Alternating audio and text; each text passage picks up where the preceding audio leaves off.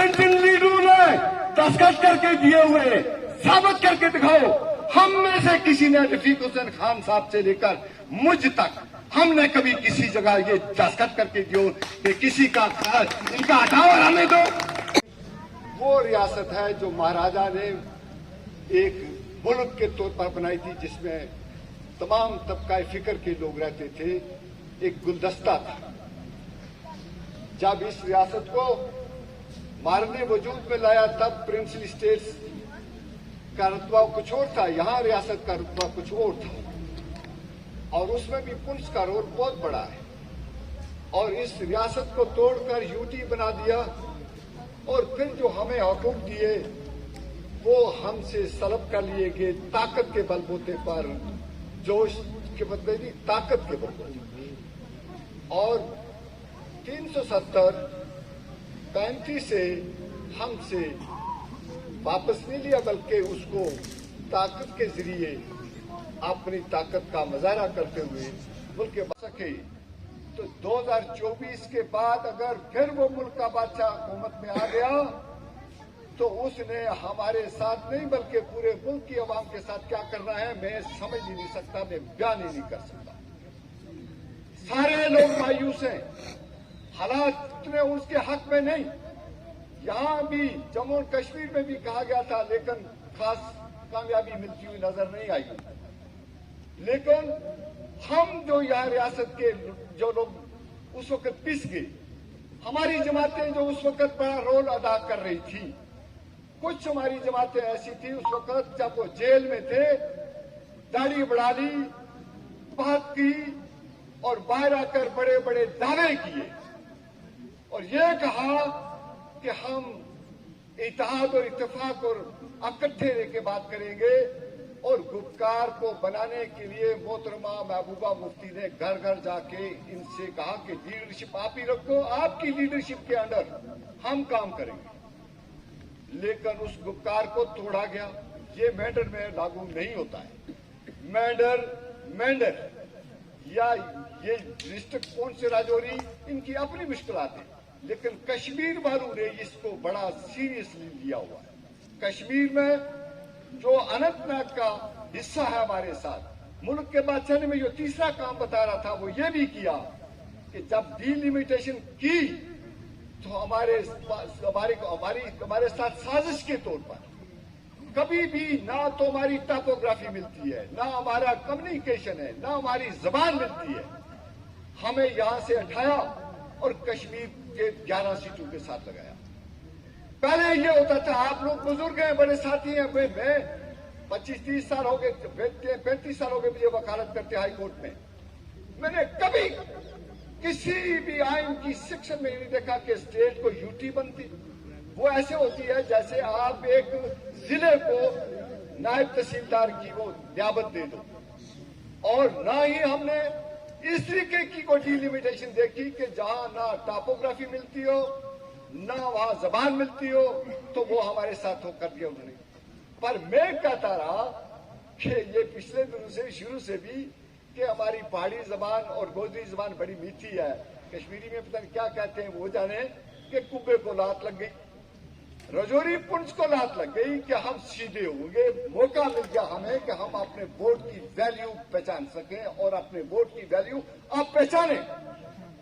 यही एक वजह थी कि जो 7 सीटें यहां हैं, उन 7 सीटों की वजह से बड़े बड़े लीडर यहां आए और वापस चले गए।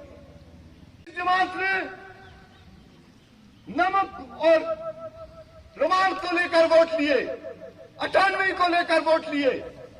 आज वो जमात इतने तकब्बुर में आ जाए कहे कि नहीं जी हम तो इताअत नहीं करेंगे, हमें तो बीजेपी या दूसरी कोई जमात बेहतर है, लेकिन हम लोकल अपने इस जम्मू एंड कश्मीर की आवाम के साथ की अमंगों के तहत इताअत नहीं करेंगे। उसका खमियाजा उनको भुगतना पड़ेगा और पड़ भी रहा है। इसलिए कि अगर इताअत वो करते तो सारे हम फिट रहते। उनका तकब्बुर ये बोलता है कि वो कहते हैं नहीं जी यहां तो चौथे नंबर की जमात है। भूल गए हो जनाब, उमर अब्दुल्ला साहब भूल गए हो। हिस्ट्री को देखो, नेशनल कॉन्फ्रेंस 65 मेंबर असेंबली की पर जब 96 में हुकूमत बनी थी 1996 में, तब आपके पास 65 एमएलए थे। आपकी अटानवी की रिपोर्ट रद्दी के टोकरे में डाल दी गई थी, आप नहीं बोले थे। क्या हमें कहते हो कि आप चौथी नंबर की जमात हो? 2014 में आपके तीनों मेंबर पार्लियामेंट हारे नहीं थे। डॉक्टर फारूक अब्दुल्ला साहब खुद नहीं हारे थे। तीनों मेंबर जो पार्लियामेंट्री इलेक्शन के लिए कश्मीर से मुजफ्फर हसन बेग साहब वहां से आ रहा था, तारक अहमद करा कश्मीर श्रीनगर से जीता था, और महबूबा मुफ्ती साहिबा अनंतनाग से जीती थी।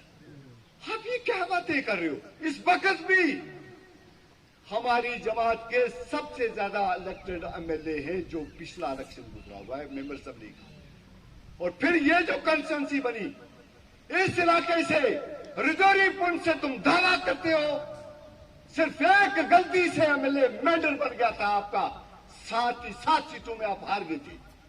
यहां पीडीपी के 3 एमएलए थे, दो हमारे सेकंड नंबर पर थे, 7 वहां, 11 वहां जो थी उनमें 6 एमएलए अभी भी हमारे जीते हुए हैं।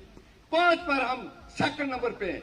2 में कांग्रेस थी, 2 में नेशनल कांग्रेस थी, 2 में आप वहां पर हो, 1 भी यहां थे पीर पंचाल में, और आप कहते हो हम चौथे नंबर की जमात है। इसलिए ये साजिश देखो, ये साजिश ये है कि हम किसी कैंडिडेट के कैंडिडेचर पर खिलाफ नहीं है, लेकिन बाहर से क्यों लाया जा रहा है? आप वहां लोकल देते नहीं दिया।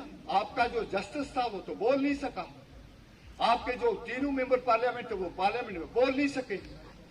5 अगस्त 2019 से पहले एक दिन आप तीनों मिलके आए, मुल्क के बादशाह से, प्राइम मिनिस्टर साहब से मिलके आए। खदशा है कि कहीं आप साजबाज में तो नहीं है शामिल, इसलिए कि एक और बार हमसे धोखा ना हो जाए। हम धोखे में नहीं पड़ने वाले। उनका तो काम है अपनी बात चलाएं, हमारा काम है कि हम जलाते रहें चिराग, रास्ते में चाहे दोस्त या दुश्मन का घर मिले।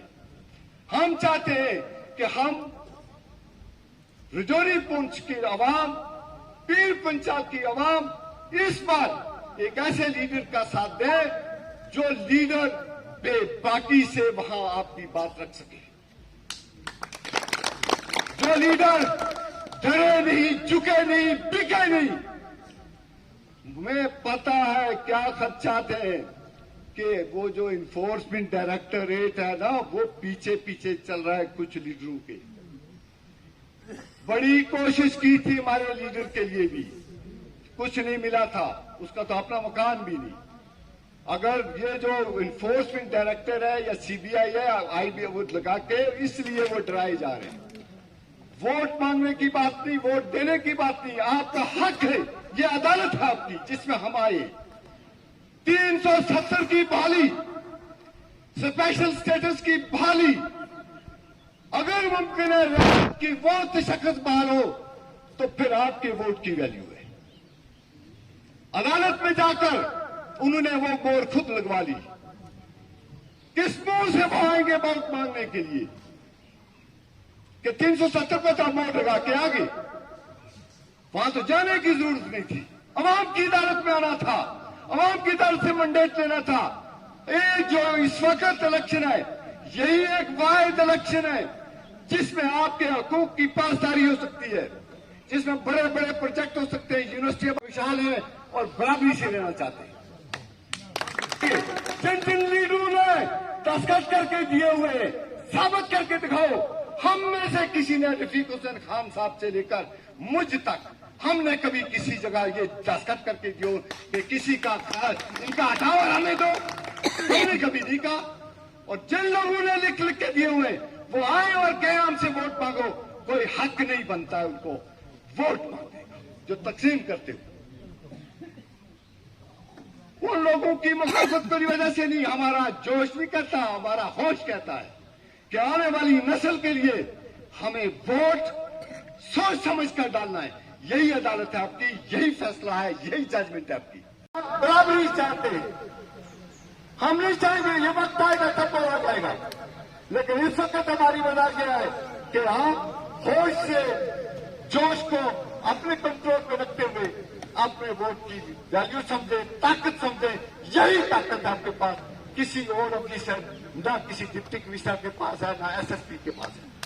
जो ताकत आपके पास, जब ये ताकत आप देते हो, बड़े बड़े आवाज क्या दे बन जाते हो और ताकत बन चल जाती है। सैफुद्दीन सोच का एक वोट पूरे गवर्नमेंट को बराबर था, ये एक वोट आपके पास है।